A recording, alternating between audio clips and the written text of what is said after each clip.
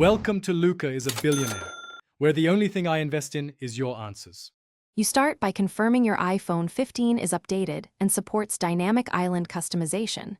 Once done, enable notifications and live activities so the island can show content.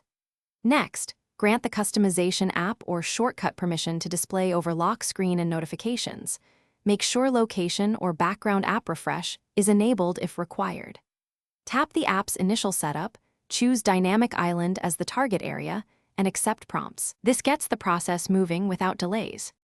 Now you configure the color and visual effects. In the app or shortcut, pick a profile, solid, gradient, or an adaptive accent color, and then set brightness and opacity so it's visible in all lighting.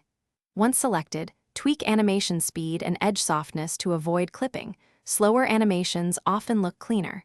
Use the built-in preview and test under lock screen, home screen, and do not disturb. Make incremental changes and preview each. This helps you balance vibrancy versus battery and legibility. Finish by saving the profile and testing with real notifications and live activities. Send a test message or start a timer to confirm the island displays the new color. If the color doesn't apply, restart your iPhone and reopen the app. Sometimes a permission refresh is required, so re-grant display and background permissions.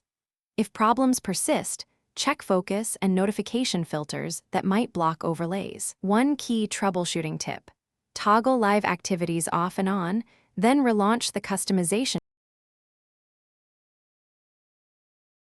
Thanks for watching and please subscribe. It's the best investment you'll ever make.